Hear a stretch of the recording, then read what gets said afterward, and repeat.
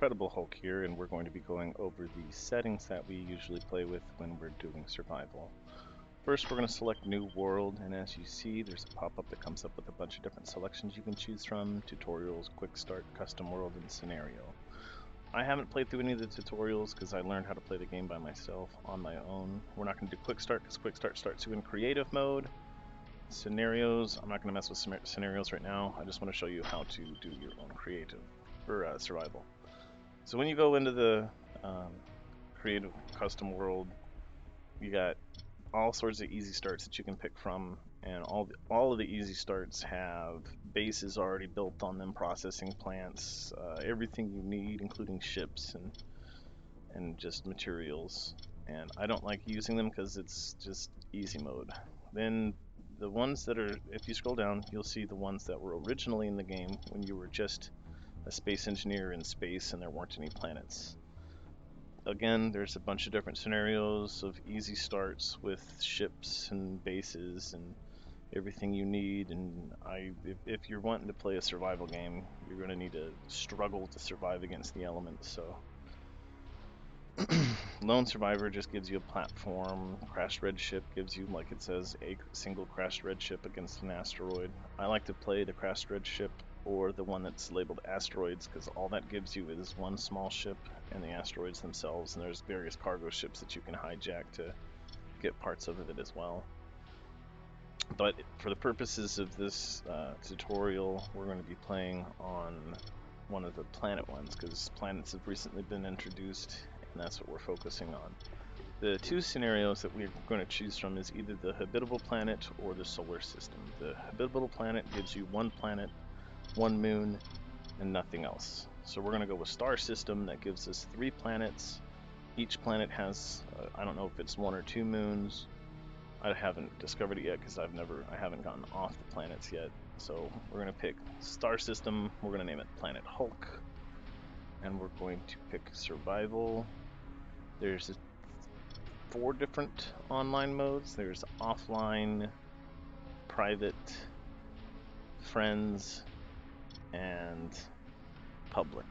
And the different modes, basically, you can play offline as offline. Private, nobody can join. Friends, only friends can join. Public, anybody can join and wreck your stuff. I don't like that. I don't want to do that right now. So for the purposes of this, we're going to go in offline for right now. We might take it to friends later so that other people can play with us, people on my friends list. Environmental hostility is about the meteor storms that can come in and wreck your base. There's normal, cataclysm, and Armageddon. I've played around with them a little bit, and they're interesting, but at the same time, it's just annoying to get your stuff wrecked all the time. A bunch of the Altourist engineers out there are going to heckle me a little bit for putting my assembler efficiency and refinery speed to ×10, because I play everything boosted all the way up. That way it saves me on time. I don't have to trek back and forth to get parts a lot. I don't have to worry about losing stuff in the processes. And it's like easy mode, or not easy mode, but it's creative mode light is what they'll say. But I don't care. It's just how I like to play it. We disable the cooldowns so that if we die, we don't have to worry about any respawn ships, but we're not going to mess with that too much because we're going to have medical stations to respawn at. View distance. You can increase the view distance or decrease the view distance. I like playing it at a smaller view distance. That way my machine isn't bogged down with trying to render too many things. I mean, I should be okay because I have NVIDIA 980 in it, but we're going to go with performance friendly just so that for the recording purposes and everything's not going to get bogged down. The day duration slider is how long it takes the sun to rotate around the universe. Not the planet's rotation, but the way that the sun will rotate around all of the planets at the same time.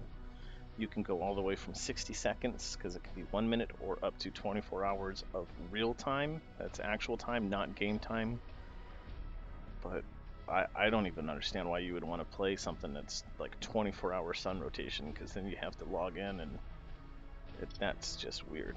Anyway, there's other settings you can play with too, like auto healing, weapons enabled, and all the ones that you can see.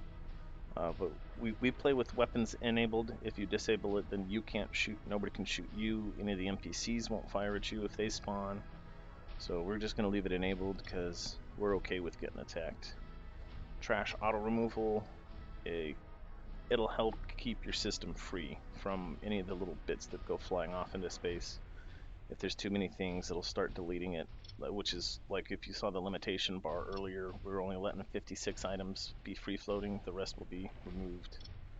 It'll also get rid of derelict starships that don't have any power applied to them. We get rid of delete respawn ship because we want to be able to harvest all of the parts off of our respawn ship, and we disable thruster damage because I live in a world of make-believe where thrusters don't damage my space stations. I don't like that. Cargo ships, we don't have the option to mess with those on planets. I don't know why, but it's just not there. I like to disable sun rotation because I use solar panels a lot. Yes, a lot of people are going to probably be like, oh, you should have sun rotation turned on. That way you have an aspect of reality. And no, my planets are phase locked. They're phase locked with the sun. Enable Spectator.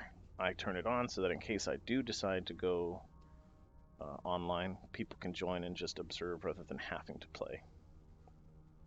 Destructible blocks. If you leave it enabled, that means if you crash your ship will actually crash and disintegrate. If you turn it off, when you crash your ship, it just bounces. It's like it's like taking your toy truck and dropping it onto the floor. It's not going to break, but it's fun to watch.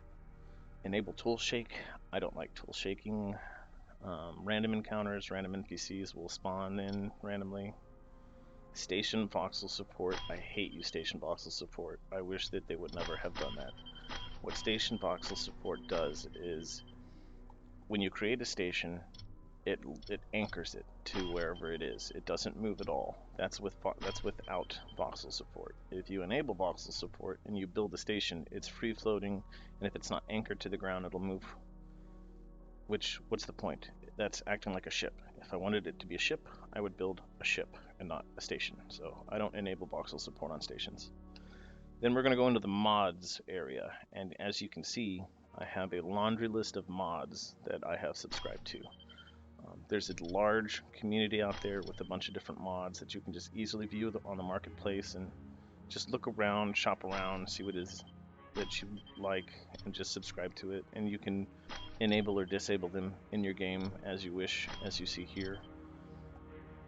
My 5x denser solar panels I explain in the power station portion of the base building, which it explains the purpose.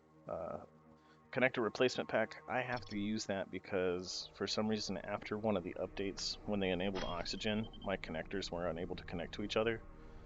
And I emailed the devs and showed them pictures of my game and stuff, and for some reason my connectors, there's like 4 different stages when you're building it for them to populate, like stage 1, stage 2, stage 3, stage 4, and the stage 4 being the final product.